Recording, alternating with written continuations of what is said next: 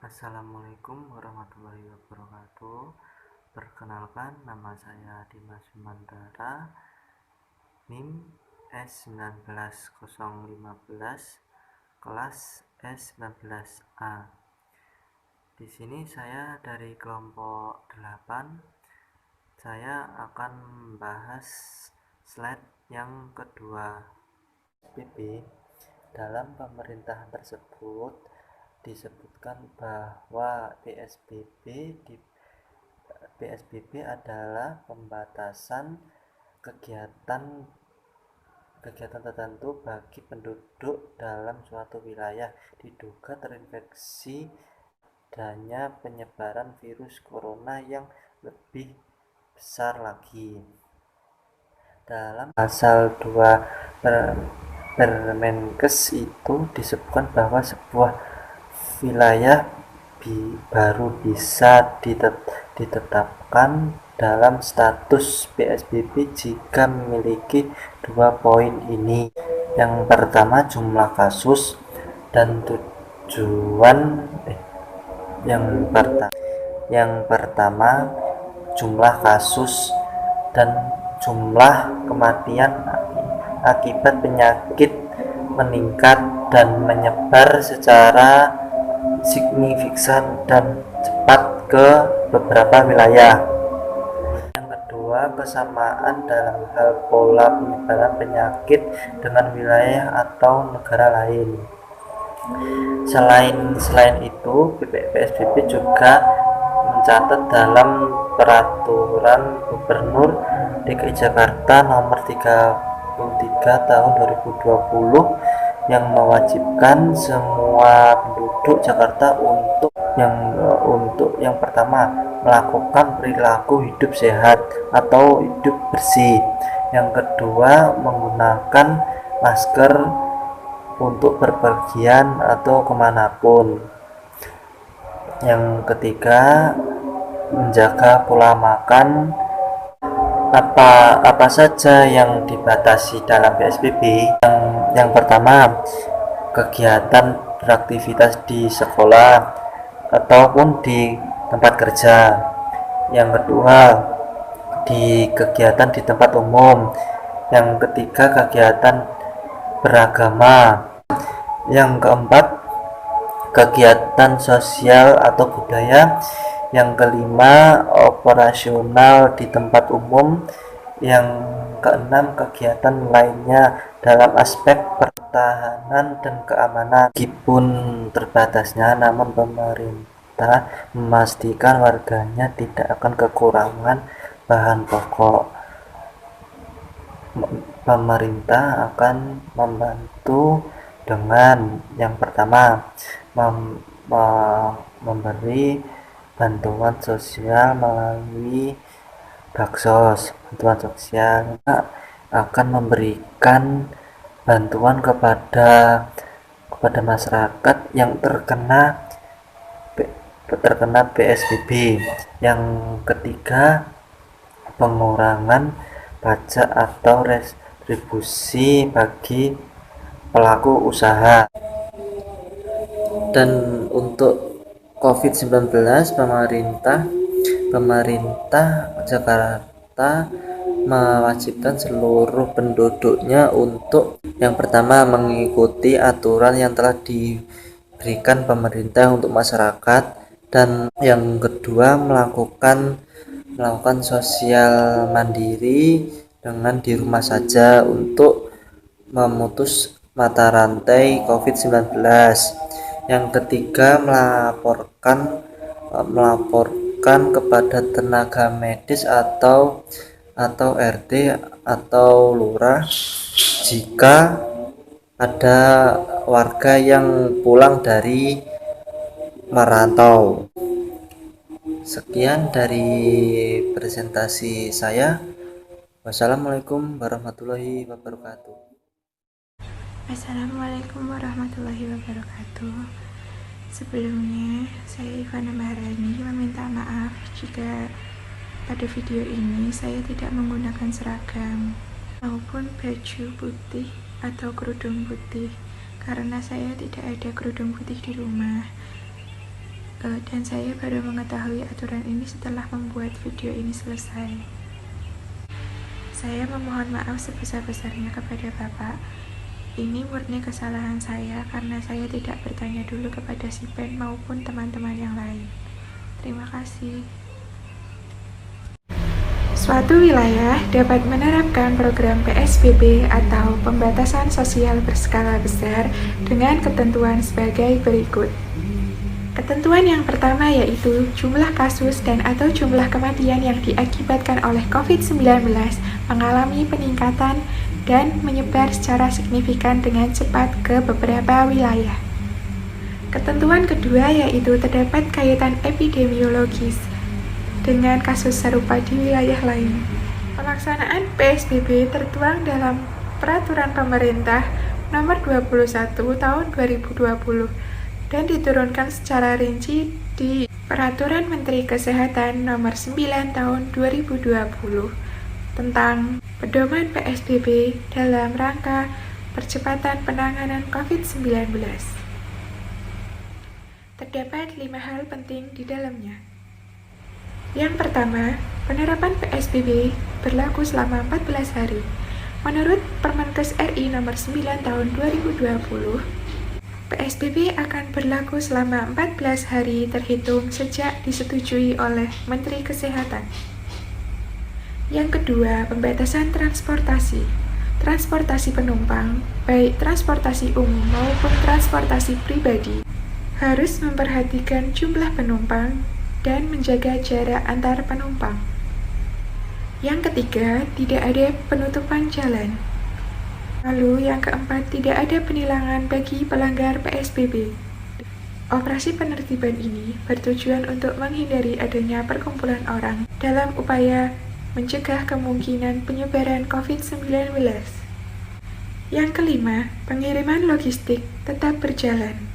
Hal ini bertujuan agar masyarakat tetap mendapat pasokan logistik secara normal. Adapun daftar angkutan barang yang boleh beroperasi pada saat PSBB. Yang pertama ada angkutan truk untuk membawa kebutuhan medis, kesehatan, dan sanitasi.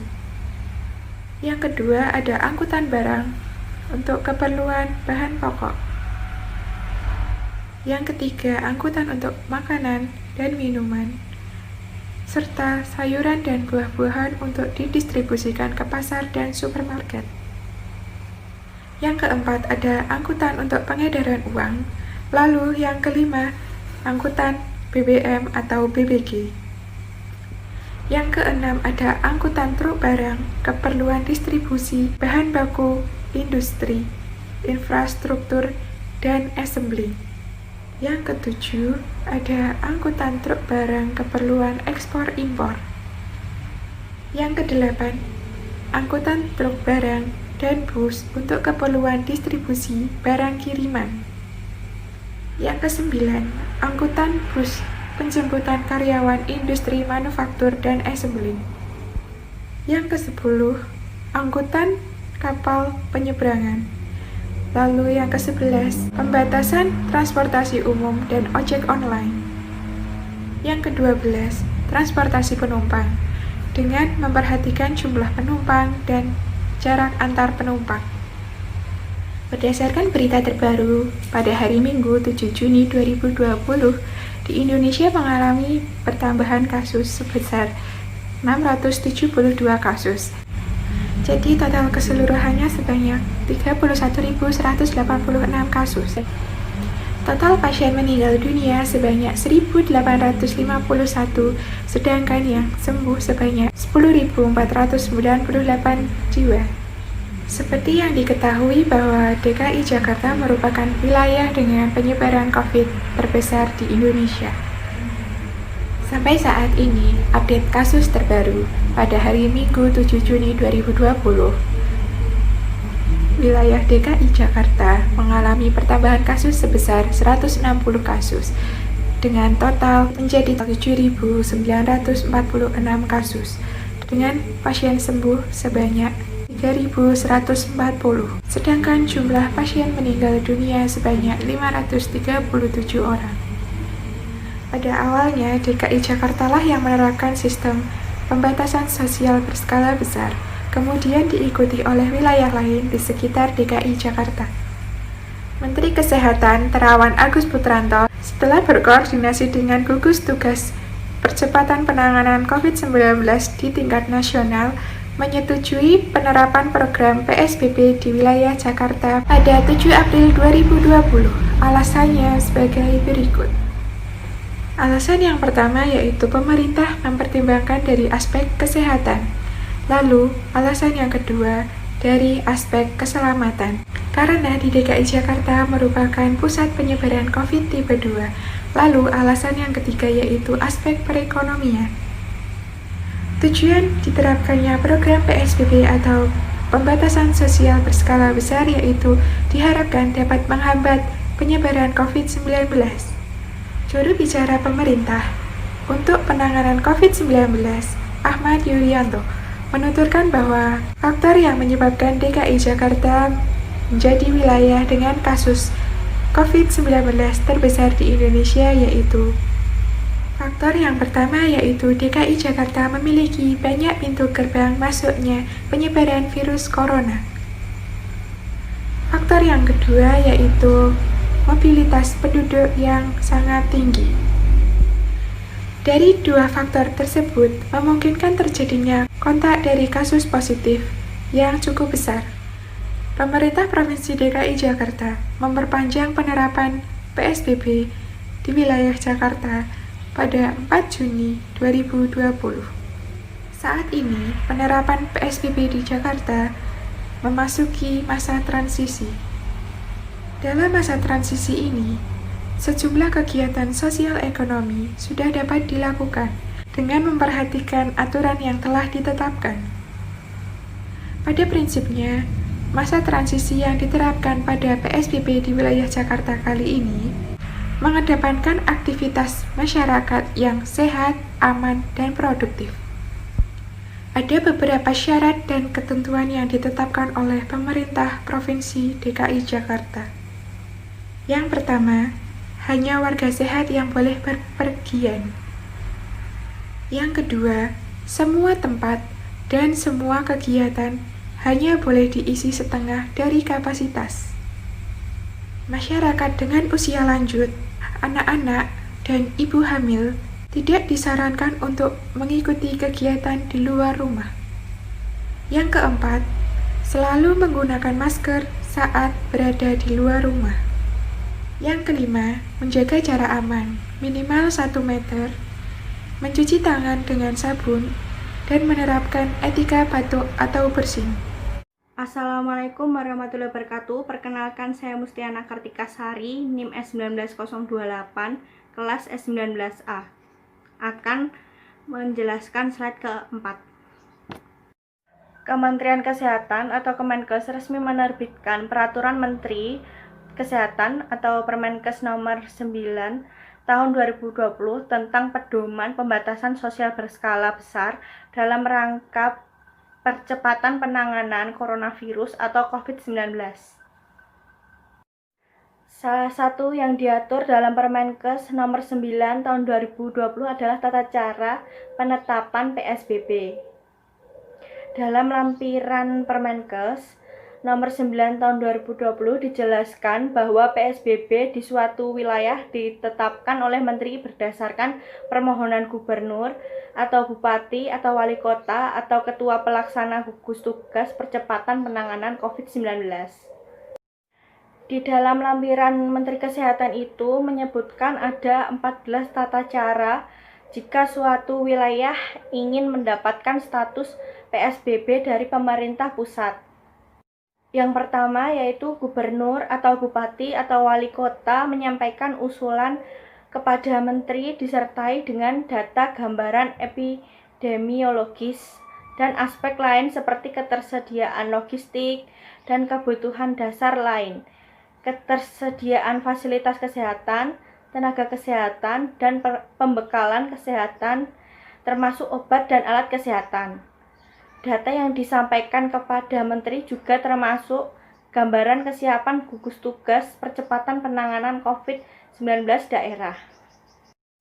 Yang kedua, Ketua Pelaksana Gugus Tugas Percepatan Penanganan COVID-19 dalam menyampaikan usulan kepada Menteri untuk menetapkan PSBB di wilayah tertentu berdasarkan penilaian terhadap kriteria PSBB. Yang ketiga, permohonan oleh gubernur atau bupati atau wali kota dapat disampaikan secara sendiri-sendiri atau bersama-sama. Yang keempat, permohonan dari gubernur untuk lingkup satu provinsi atau kabupaten atau kota tertentu di wilayah provinsi. Yang kelima, permohonan dari bupati atau wali kota untuk lingkup satu kabupaten atau kota di wilayahnya. Yang keenam, bupati atau wali kota akan mengajukan daerahnya ditetapkan pembatasan sosial berskala besar, maka terlebih dahulu berkonsultasi kepada gubernur dan surat permohonan penetapan pembatasan sosial berskala besar ditembuskan kepada gubernur. Yang ketujuh, dalam hal terdapat kesepakatan pemerintah daerah lintas provinsi untuk ditetapkan pembatasan sosial berskala besar secara bersama, maka pengajuan permohonan penetapan PSBB kepada Menteri dilakukan melalui Ketua Pelaksana Gugus Tugas Percepatan Penanganan COVID-19. Untuk itu kepada pemerintah daerah yang daerahnya akan ditetapkan secara bersama-sama harus berkoordinasi terlebih dahulu dengan Ketua Pelaksana Gugus Tugas Percepatan Penanganan COVID-19. 8. Untuk kecepatan proses penetapan permohonan tersebut dapat disampaikan dalam bentuk file elektronik yang ditujukan pada alamat email psbb.covid19@kemenkes.co.id. Yang kesembilan, penetapan PSBB oleh Menteri dilakukan berdasarkan rekomendasi kajian dari tim yang dibentuk yang sudah berkoordinasi dengan gugus tugas percepatan penanganan COVID-19. Kajian tersebut merupakan kajian epidemiologis dan kajian terhadap aspek politik, ekonomi, sosial, budaya, pertahanan, dan keamanan. Untuk itu, tim Kementerian Kesehatan, kementerian atau lembaga yang lain terkait, dan para ahli. Yang ke-10, Menteri menyampaikan keputusan atas usulan PSBB untuk wilayah provinsi atau kabupaten atau kota tertentu dalam waktu paling lama 2 hari sejak diterimanya permohonan penetapan. Yang ke-11, dalam hal permohonan penetapan belum disertai dengan data dukung, maka pemerintah daerah harus melengkapi data dukung paling lambat 2 hari sejak menerima pemberitahuan dan selanjutnya diajukan kepada Menteri. 12. Penetapan dilaksanakan dengan mempertimbangkan rekomendasi tim dan memperhatikan pertimbangan dari Ketua Pelaksana Gugus Tugas Percepatan Penanganan COVID-19. Yang ke-13, pertimbangan dari Gugus Tugas Percepatan Penanganan COVID-19 paling lama disampaikan kepada Menteri dalam waktu 1 hari sejak diterimanya permohonan penetapan. Dalam hal waktu tersebut tidak dapat dipengaruhi, maka Menteri dapat menetapkan PSBB dengan tetap memperhatikan ketentuan peraturan perundang-undangan. Yang ke-14, formulir permohonan penetapan PSBB oleh gubernur atau bupati atau wali kota atau ketua pelaksana gugus tugas percepatan penanganan COVID-19. Sekian penjelasan dari saya dari slide keempat. Mohon maaf apabila masih ada salah. Sekian, wassalamualaikum warahmatullahi wabarakatuh.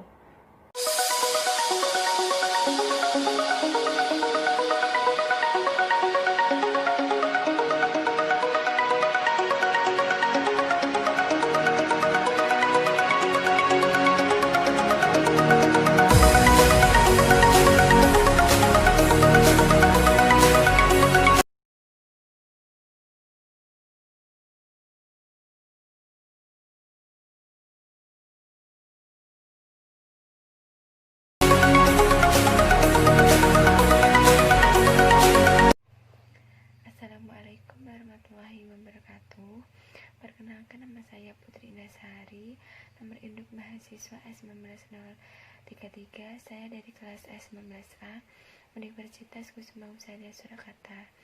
Baik, di sini saya akan menjelaskan materi tentang aturan PSBB dan penjahat berkedok aparat. Di sini saya dikhususkan untuk membahas slide 5-6, yaitu tentang sisi positif penerapan PSBB atau sering dikenal pembatasan sosial berskala besar. Terlepas PSBB diberlakukan, akhir-akhir ini masyarakat juga mengenal istilah social distancing atau merupakan salah satu langkah pencegahan dan pengendalian infeksi virus corona dengan menganjurkan orang sehat untuk membatasi kunjungan ke tempat ramai. Ketika menerapkan social distancing, seseorang tidak diperkenankan untuk berjabat tangan dengan orang lain.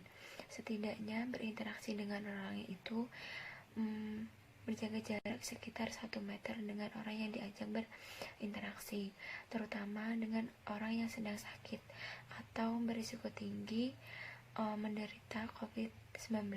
Dan yang terakhir dengan istilah lockdown. Apa itu lockdown? Yaitu mengharuskan sebuah wilayah itu menutup akses masuk keluarnya sepenuhnya. Masyarakat di wilayah itu yang diberlakukan lockdown tidak dapat lagi keluar rumah dan berkumpul. Sementara semua transportasi dan kegiatan perkantoran, sekolah maupun ibadah akan dinonaktifkan. Upaya untuk pencegahan penyebaran pandemi COVID-19 yang saat ini sedang berlangsung di hampir semua negara. Menurut Badan Kesehatan Dunia atau WHO, pelaksanaan karantina wilayah atau PSBB dengan sistematis terencana bisa efektif menangkal masuknya kasus baru atau memperlambat penularan virus corona yang ada di daerah tersebut. Hal ini terkait dengan penelitian yang ada di Tiongkok, tepatnya di kawasan Hubei, yang melakukan karantina di wilayah selama 2 bulan. Dan akhirnya paparan virus tersebut tidak meluas ke kota lainnya. Kesuksesan tersebut juga terdapat di benua Australia yang dinilai cukup sukses untuk menekan angka targetnya positif virus corona dan angka kematian yang rendah. Australia menerapkan kombinasi isolasi wilayah, karantina mandiri, dan penjaga jarak yang sistematis dan terencana dengan baik. Hal ini membuat negara tersebut mempunyai data angka kematian terkait paparan virus corona cukup rendah. Warga negaranya cukup kompak untuk disiplin tidak keluar rumah, saling membantu dengan penyediaan bahan pokok sampai sterilisasi tempat-tempat umum. Terlepas dari berbagai hal positif di atas seperti uang koin, ada satu sisi yang tidak bisa lepas juga.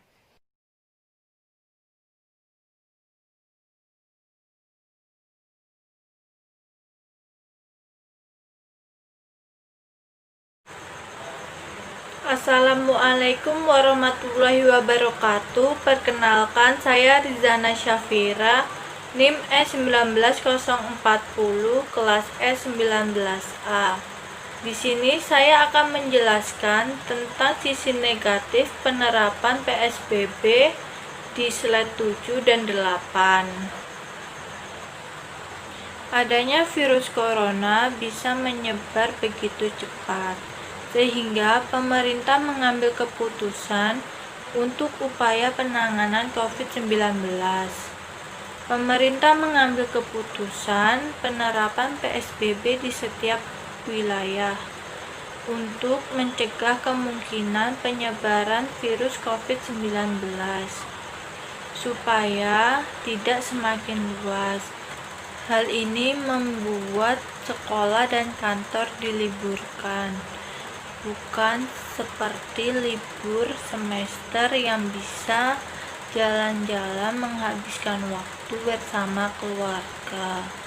Maksud diliburkan itu semua belajar dan mengajar secara tatap muka ditiadakan untuk sementara waktu.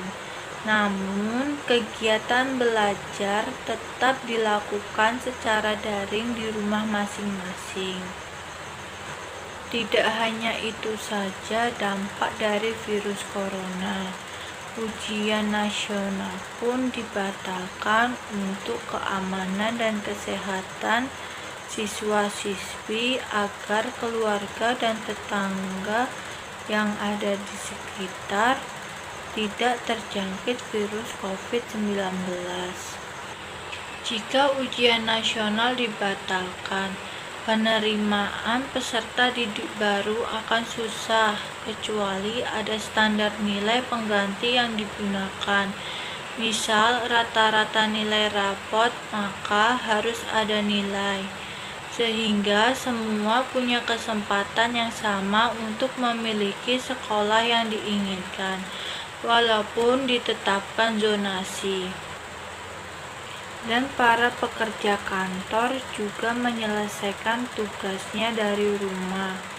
Ada juga yang masih bisa bekerja, misalnya orang yang jualan jajanan pasar di pinggir jalan, ataupun pengemudi transportasi online, tetapi penghasilan mereka sangat turun, tidak seperti sebelum terjadi adanya penyakit COVID-19. Beda dengan para pekerja harian ataupun karyawan kontrak, mereka telah kehilangan pekerjaan. Tidak hanya pekerjaan saja, mereka telah kehilangan sumber pendapat untuk memenuhi kehidupan sehari-hari. Selama penerapan PSBB, kegiatan masyarakat dibatasi supaya masyarakat bisa menjaga jarak dan melakukan karantina di rumah masing-masing. Masyarakat juga tidak boleh berkerumunan untuk hal-hal yang tidak penting di luar rumah. Selama PSBB, kita tidak boleh berkumpul dengan orang banyak dulu, karena kegiatan di luar rumah dibatasi. Kegiatan sosial dan budaya juga dibatasi selama penerapan PSBB berlaku. Selain itu, pembatasan untuk ke masjid maupun ke gereja, masyarakat dihimbau untuk ibadah di rumah masing-masing. Dan ada wilayah yang melakukan lockdown untuk mengurangi penyebaran COVID-19 di wilayah mereka. Hal ini masyarakat tidak bisa mudik, misalnya untuk berkumpul Lebaran bersama keluarga besar, karena setiap wilayah mempunyai pos penjaga untuk menghindari penyebaran COVID-19 di sekitar wilayah. Assalamualaikum warahmatullahi wabarakatuh. Perkenalkan, nama saya Tika Rahayu dari kelas S19A dengan NIM S19048. Di sini saya akan melanjutkan presentasi dari teman saya. Saya akan menjelaskan tentang apa itu penjahat berkedok aparat. Penjahat berkedok aparat adalah seseorang yang melakukan kejahatan dengan menyamarkan dirinya sebagai seorang pegawai atau aparat dengan menggunakan kesempatan yang ada. Sejumlah kejahatan menonjol pada saat pandemi COVID-19 seperti ini. Kebutuhan menjelang Ramadan yang melonjak tinggi diduga menjadi penyebabnya. Belum lagi narapidana yang dibebaskan yang dengan dalih akan mengurangi penyebaran virus COVID-19 di dalam bui. Dengan dibebaskannya para narapidana, banyak hal yang tidak kita inginkan seperti perampokan, pencurian, begal, dan pembunuhan di berbagai wilayah. Banyak juga masyarakat yang beranggapan bahwa kasus ini terjadi karena narapidana yang dibebaskan. Banyak juga masyarakat yang ekonominya menurun akibat pandemi COVID-19 seperti ini. Bisa jadi mereka sangat membutuhkan uang dan mereka tidak ada pilihan lain. Akhirnya mereka melakukan pencurian ataupun kejahatan lainnya. Bahkan para pekerja banyak yang di PHK sehingga mereka menjadi pengangguran. Karena tidak ada pasokan pangan, mereka pun rela untuk melakukan tindakan kriminal atau kejahatan. Penerapan status pembatasan sosial berskala besar atau PSBB yang diberlakukan di Jakarta dan wilayah sekitarnya menyebabkan peningkatan kejahatan. Jenis kejahatannya seperti pencurian sampai pencurian motor. Adapun pola kejahatan saat PSBB adalah bergeser dari rumah ke pertokoan. Masalah keamanan juga timbul dari mantan narapidana yang dibebaskan melalui program asimilasi dan integrasi sebagai upaya pencegahan penyebaran COVID-19 di penjara. Ada beberapa narapidana yang ditangkap kembali karena mereka berulah lagi. Saat pandemi seperti ini sedang marak-maraknya kejahatan-kejahatan. Penjahat mulai melakukan kejahatannya dari berbagai media, dari penculikan sampai pencurian online. Kejahatan juga dilakukan oleh pejabat-pejabat yang menggunakan kesempatan ini untuk menyamarkan identitasnya. Polri mencatat angka tindak kejahatannya semakin meningkat pada saat pandemi COVID-19 seperti ini. Hal ini seiring dibebaskannya ribuan para narapidana. Banyak napi yang berulah lagi. Mungkin mereka bingung harus mencari nafkah melalui apa. Karena pada saat pandemi COVID-19 seperti ini, perekonomian turun drastis. Sedangkan mereka harus mencari nafkah dan melangsungkan hidup mereka. Pasokan sembako dari pemerintah pun belum cukup untuk memenuhi kehidupan mereka sehari-hari. Akhirnya mereka pun tidak memiliki jalan lain selain dengan melakukan tindakan kriminal ataupun pencurian. Contoh penjahatan berkedok aparat itu seperti penyemprotan dari rumah ke rumah, padahal mereka adalah seorang pencuri, bukan asli seorang penyemprotan dari tim medis.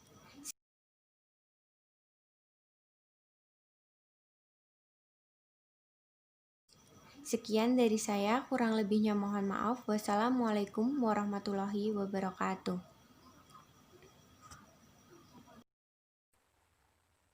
Assalamualaikum warahmatullahi wabarakatuh. Perkenalkan, nama saya Yulfarida Arini dari kelas S19A, NIM S19055. Saya di sini akan melanjutkan materi yang sudah disampaikan sebelum saya, yaitu Ika Rahayu. Di sini membahas tentang narapidana yang dibebaskan. Pembebasan para napi justru bisa meningkatkan resiko lain di masyarakat, yakni kejahatan para napi itu berpotensi untuk mengulangi lagi perbuatan kriminal.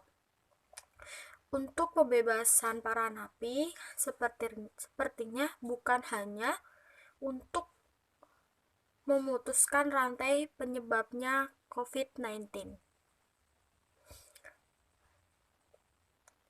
yaitu adalah untuk mengurangi anggaran bagi para napi tingkat kelas umum daripada untuk biaya operasional penjara bagi napi kelas umum. Lebih baik dana bisa dipakai untuk menangani COVID-19. Di sini sudah tertera jelas.